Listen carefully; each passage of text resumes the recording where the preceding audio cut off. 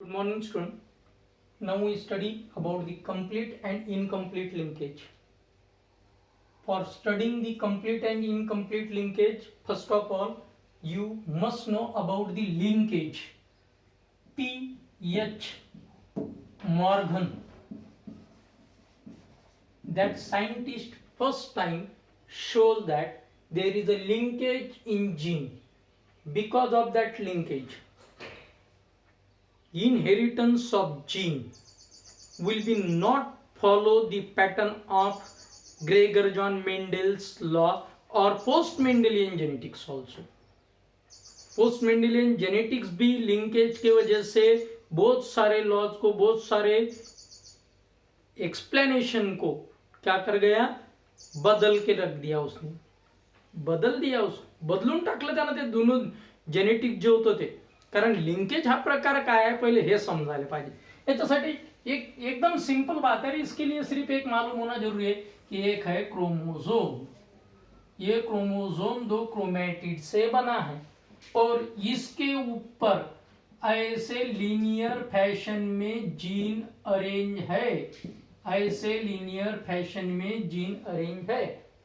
जो जीन ज्यादा क्लोज है वो जीन इनहेरिटेंस के दौरान, जो जीन ज्यादा क्लोज है एक दूसरे के, वो जीन इनहेरिटेंस के दौरान किसी भी हालत में इधर से उधर जाते नहीं. इसीलिए ज्यादा क्लोज वाले जीन या ज्यादा पास वाले जीन लिंकेज बताते हैं. माने तो ही इनहेरिटेंस में पेरेंटल कॉम्बिनेशन ज्यादा देखने को मिलता है.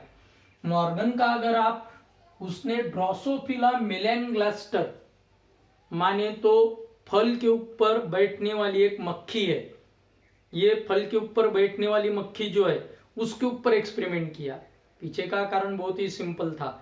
3-4 महीने में ये मक्खी भी अपना लाइफ साइकिल कंप्लीट कर देती थी और खाने को क्या चाहिए, तो उसको सड़े वाले फल चाहिए. बहुत ही सिंपल कंडीशन थी, इसलिए मॉर्गन ने इसके ऊपर एक्सपेरिमेंट किया. उसमें आपको एक क्रॉस दिखेगा, क्रॉस फर्स्ट और क्रॉस सेकंड. इस दो क्रॉस में आपको एक इंटरेस्टेड बात दिखेंगी. पहले क्रॉस में आपको 1.3% ही पेरेंटल कॉम्बिनेशन देखने को मिलेगा. क्यों? क्योंकि ये जीन जो है मिनिएचर विंग और रेड आइड, ऐसे उसने दो कैरेक्टर लिए थे, वो आपने पढ़ के देख लेना लगे तो. दो जीन जो लिए थे उसने, वो एक ही इस पे जैसे पेरेंटल कॉम्बिनेशन में उसने लिया था. कौन सा? मिनिएचर वाइल्ड टाइप का, मिनिएचर विंग और वाइल्ड टाइप में लॉन्ग विंग, ऐसे दो लिए थे. Yellow white, yellow white. और दूसरा लिए वाला है वाइल्ड टाइप में मिनिएचर वाला और व्हाइट मिनिएचर वाला. ऐसे दो एग्जाम्पल उसने लिए वाले आपके किताब में देखने को मिलेंगे आपको. ठीक है. और इसमें आपको करीबन 36% पेरेंटल कॉम्बिनेशन मिलता है. कितना?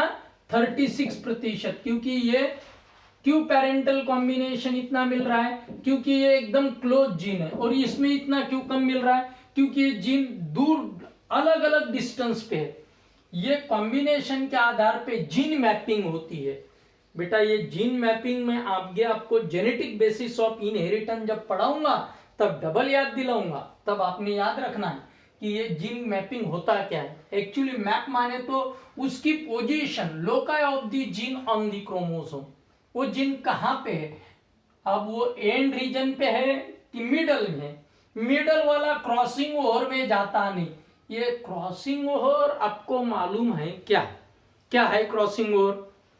फर्स्ट ऑफ ऑल अब मैं आपको पूरा क्रॉसिंग ओवर डबल से रिपीट कर रहा हूं. Chromosomes are comes together and paired within them. Pairing process is called synapsis, and synapsal chromosome are called bivalent due to the excessive condensation. Due to the excessive condensation, non-sister chromatid get overlap. Overlapping region is called chiasmata. Overlapping region is called chiasmata. Overlapping region, ये देखो मैंने दो उंगलियां एक दूसरे के ऊपर ऐसी कर दी है. ये दो ओवरलैपिंग रीजन का नाम दिया कायस्मेटा और प्रक्रिया का नाम दिया है क्रॉसिंग ओवर. इसका टुकड़ा उसको और उसका टुकड़ा इसको, ये एक्सचेंज होता है। अगर ये दोनों एक्सचेंज हो गए, देखो यहाँ पे ये भी निकाल के बताया मैंने, यहाँ पे हम क्या करेंगे KLMN ये लेंगे, ये AB के साथ चले गया KL इधर अगर KL आ गया, क्योंकि क्रॉसिंग ओवर से इधर का टुकड़ा उधर और उधर का टुकड़ा इधर, तो इधर ये भी, मगर ये और भी साथ में ही जाएंगे क्योंकि ये क्लोजली सिचुएटेड है, ये और भी साथ में ही जाएंगे क्योंकि ये क्लोजली सिचुएटेड है। KL साथ में ही जाएंगे क्योंकि ये क्लोजली सिच्युएटेड आहे।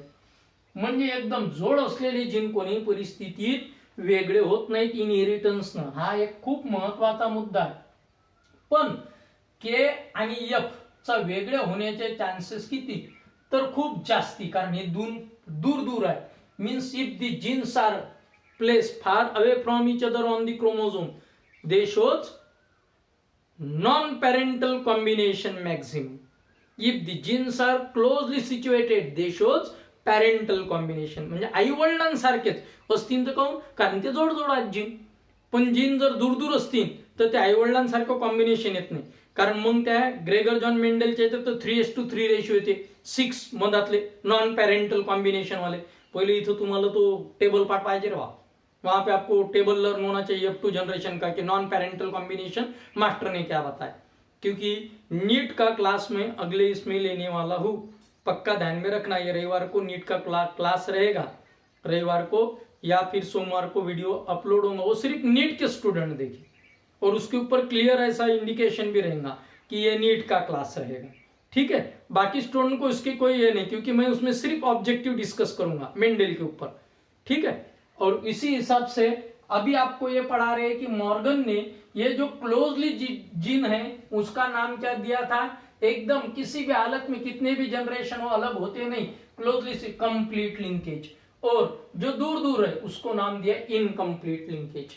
अब कुछ जीन जो हमारे शरीर के कैरेक्टर को कंट्रोल करते हैं, बॉडी कैरेक्टर को कंट्रोल करने वाले क्रोमोसोम के ऊपर जो जीन है, एटोसोम के ऊपर जो जीन है, उनको हम बोलेंगे कौन से, ये इनकम्प्लीट वाले रहते हैं। पीछे का कारण कभी इधर का टुकड़ा उधर और उधर का इधर होता है।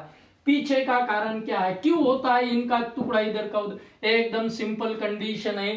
ये जीन में एक स्पेशलिटी रहती है, वो ये कि इस क्रोमोसोम का होमोलॉगस रीजन सोमैटिक क्रोमोसोम का पूरा ही रहता है, मगर वही हम यहाँ पे एक्स क्रोमोसोम और वाई को लेते हैं तो वाई का एक रीजन बेंट है, ऐसा मैंने बताया था। ये बेंट रीजन एक्स के सरीका नहीं है, उसके नीचे का रीजन है होमोलॉगस रीजन। होमोलॉगस में क्रॉसिंग ओवर होता है, मार्फोलॉजिकली सिमिलर इसमें क्रॉसिंग ओवर होता है, नॉन होमोलॉगस में नहीं। कारण इच्छे का कुदी मारून जाईन का बेजी निकले, हा हे कोड़ा है ना, ये लक्षात घ्या लगे, ये टेढ़ा है यार, इधर से थोड़े जंप करके जाएंगे। यही कारण की वजह से इसको नॉन होमोलॉगस रीजन बोला। और जो जीन सेक्स क्रोमोसोम के ऊपर है उनको क्या नाम दिया, sex linked gene, sex limited gene बोलो पहले। सेक्स लिमिटेड में भी दो है, एक है सेक्स लिंक्ड, माने तो उस सेक्स में ही देखने को मिलता है, जैसे एक्स का एक्स में ही देखने को मिलेगा, ये वाई में नहीं मिलेगा। और एक है वाई लिंक्ड को एक और नाम दिया है, कौन सा, होलैंड्रिक जीन, क्योंकि ये ओनली मेल में पाए जाते हैं, मगर linked gene non homologous region पे रहते हैं, पक्का ध्यान में रखना। और ये सेक्स लिमिटेड माने तो वो सिर्फ वाई के ऊपर के जीन, वो मेल लिमिटेड है, वो कभी भी नहीं जाएंगे काय में, फिमेल में। जसं टकलेपणाचा जीन हा कोणीही परिस्थितीत एक्स वर जाणार नाही, कारण तो नॉन होमोलॉगस रीजन वरचा आहे, म्हणून त्याला लिमिटेड म्हटलं, त्याच सेक्स पुरतं मर्यादित, दुसऱ्यात तो जाणार नाही।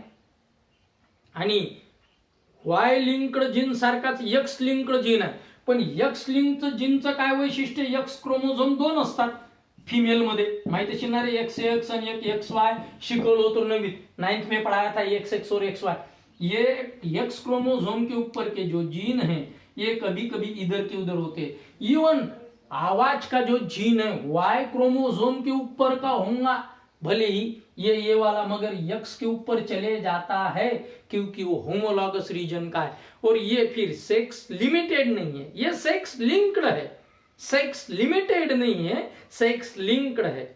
क्लियर हुआ क्या? सेक्स लिंक्ड है मगर इधर से उधर जा सकता है। जैसे आवाज का, एखादा मुलगा मोठ्या आवाजात बोलायच्या ऐवजी मुलीसारखा बारीक आवाजात बोलते, त्याचं एक साधं कारण तो वाय क्रोमोझोमवरचा जीन आहे। आलं का लक्षात? जो मुलीच्या जोड गेला तर मुलगी मोठ्या आवाजात बोलीन, आणि एक्स क्रोमोझोमवरचा बारीक आवाजाचा जीन वाय क्रोमोझोमवर गेला तर पोरग बारीक आवाजात बोलीन, असा प्रकार। आलं का लक्षात? वो ध्यान में लेना है कि भाई एक्स रीजन का जो जीन है, मगर एक्स के नीचे का होमोलॉगस रीजन का जीन इनकम्प्लीट लिंकेज में आता है। माने तो सेक्स लिंकेज में भी दो टाइप है, कंप्लीट सेक्स लिंक और incomplete sex link. Homologous region वाले इनकम्प्लीट और नॉन होमोलॉगस रीजन वाले कंप्लीट सेक्स लिंक्ड जीन। और कंप्लीट सेक्स लिंक्ड में भी कुछ जीन ऐसे है कि जो होमोलॉगस पे है मगर क्रॉसिंग ओवर में जाते नहीं, जैसे ये सेंट्रोमियर के पास है, वो सिर्फ वाई में ही देखने को मिलते हैं। क्लियर हुआ कि इसको हम सेक्स लिमिटेड भी बोलते हैं क्योंकि वो उस सेक्स को छोड़ के जा रहे नहीं। ये बात जो है ये करीबन 3 से 4 पेज में मैंने जो कुछ एक्सप्लेनेशन दिए, ये 3 से 4 पेज है।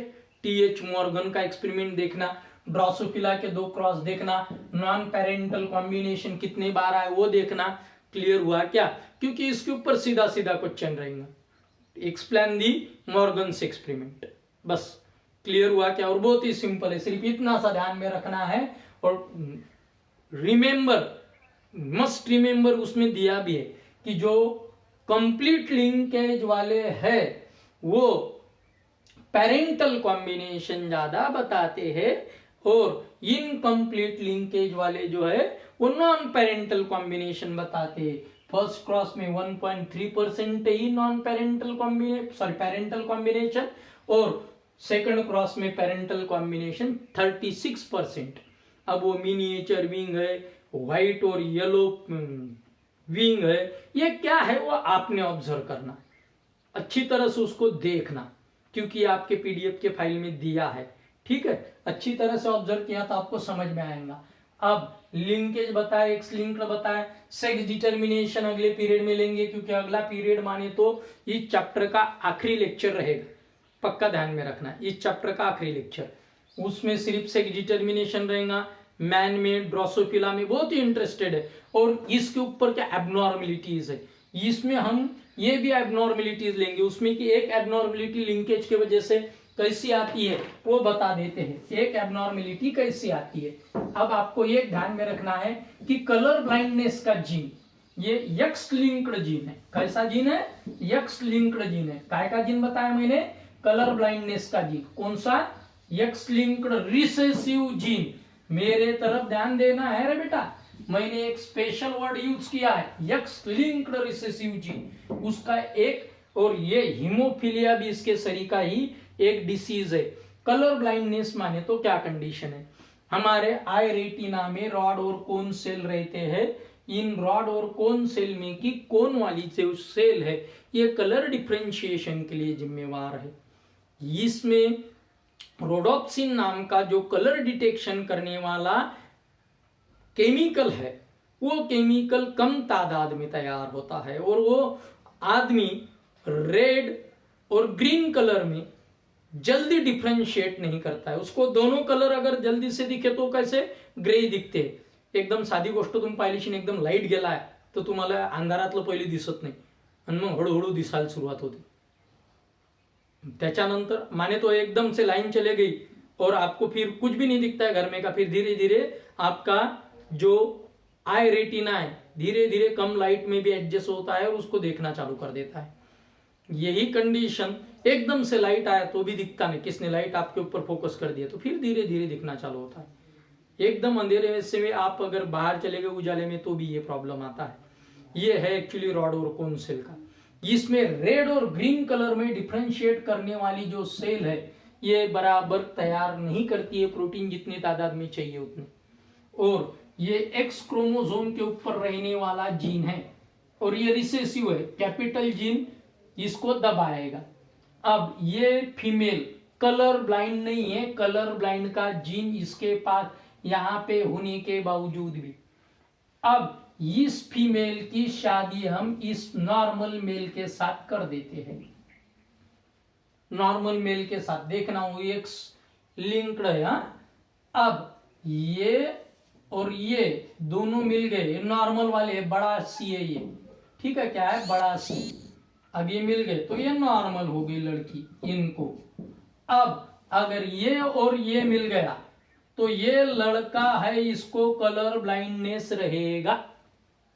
क्या रहेगा, कलर ब्लाइंडनेस रहेगा। देखो माँ को भी कलर ब्लाइंड नहीं, पिताजी को भी नाही, आईले नाही, बाबाले नाही, आणि पोट्टलेकाचा कलर ब्लाइंड आलं।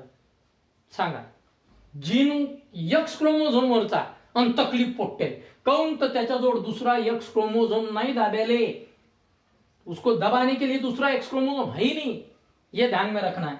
ये रिसेसिव जीन का है। अब इसके ऊपर से ये जीन, अब इस आदमी की शादी एक और लड़की के साथ होगी, म्हणजे या कपलचं हे जो पिलू आहे, जे कलर ब्लाइंड आहे, त्याचं लग्न झालं अजून एका पोरी संग।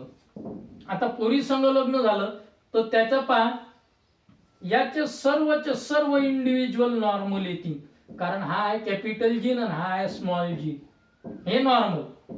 त्याच्यानंतर हे तर नॉर्मल येणारच आहे, कारण हा नॉर्मलचा जीन आहे, आलं लक्षात। म्हणजे त्याचे सर्वचे सर्व, आता असेच दुसराही मिळेल, या एक संघ घेतला तोही मिळेल, याचा संघ घेतला तोही मिळेल, ठीक आहे। या याच्यावरून तुमच्या लक्षात येत असेल काय प्रकार आहेत। म्हणजे आता वडील आहेत कलर ब्लाइंड, त्याची पुढची पिढी नॉर्मल, म्हणजे हे झालं काय, पॅरेंटल जनरेशन। हे तो पहिला क्रॉस केला मी समजासाठी तुम्हाला, हे पॅरेंटल जनरेशन, हे F1 जनरेशन। मग या F1 च पहा, आता हे मुलगी F1 ची मुलगी आहे, कारण XX आहे। हे मुलगी जेव्हा कोणासोबत लग्न करते, का नॉर्मल माणसासंग लग्न करते, पाहून घ्या, हे नॉर्मल माणसासंग लग्न केलं या मुलीनं, काय झालं रे बाबा, त्याला मुलगा पुन्हा कलर ब्लाइंड आला, म्हणजे grandfather's defect transmit to his grandson through his daughter. म्हणजे मुलाच्या याच्यातून कोणात गेला, मुलीत गेला, आणि मुलीतून कोणात गेला, नातवात, नातवात दिसला, पहिल्या पिढीत दिसलाच नाही, याला झिकझॅक इनहेरिटन्सही म्हणतात। एका पिढीत बन लाईटासारखा आणि दुसऱ्या पिढीत डबल उगवला, क्लिअर झालं का। आणि अशाच प्रकारचा दुसराही जीन आहे राजा, त्याला हिमोफिलिया म्हणतात, फक्त तो एक्स लिंक्ड रिसेसिव्ह जीन आहे, क्लिअर झालं का।